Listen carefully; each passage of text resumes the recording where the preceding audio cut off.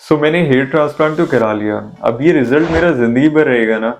तो ये क्वेश्चन बहुत कॉमन पूछा जाता है हमारे पेशेंट्स द्वारा जो हेयर ट्रांसप्लांट की सोच रहे हैं या फिर करवाने वाले हैं।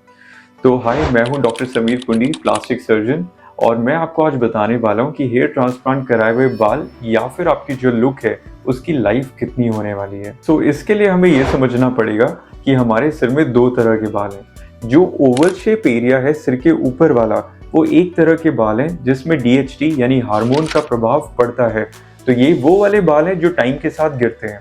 जबकि जो दूसरे बाल हैं जो कान के ऊपर और सिर के पीछे हैं, जो जिसको डोनर एरिया भी कहा जाता है, तो ये वाले बाल हैं जिन पे डीएचटी का कोई प्रभाव नहीं है, हार्मोन का कोई चेंज नहीं आता, और इसीलिए इसको सेफ जोन या परमानेंट जोन बोलते हैं। तो ये दो बाल हैं। अब जो टाइम के साथ हम हेयर ट्रांसप्लांट की बात कर रहे हैं, वो या तो कुछ एरिया अगर गया है उसका, या अगर आधा सिर है या पूरा सिर है। अगर हम सामने का बाल का ट्रांसप्लांट करते हैं, तो मान लो अब हमने हेयर ट्रांसप्लांट किया आपके आगे के कुछ बालों का और पीछे वाले बाल पुराने ही हैं। तो क्या होगा, जो बाल हमने लगाए हैं वो तो नहीं जाएंगे, क्योंकि वो कैरेक्टरिस्टिक्स और वो जो प्रॉपर्टीज बाल जब वो पीछे था वही सेम वो कैरी ऑन करके आगे लेके आता है, तो वो बाल रहेगा। लेकिन जो पीछे के बाल हैं, जो आपके नेचुरल पुराने बाल हैं, उनमें डीएचटी का प्रभाव पड़ता है, तो वो टाइम के साथ गिर सकते हैं।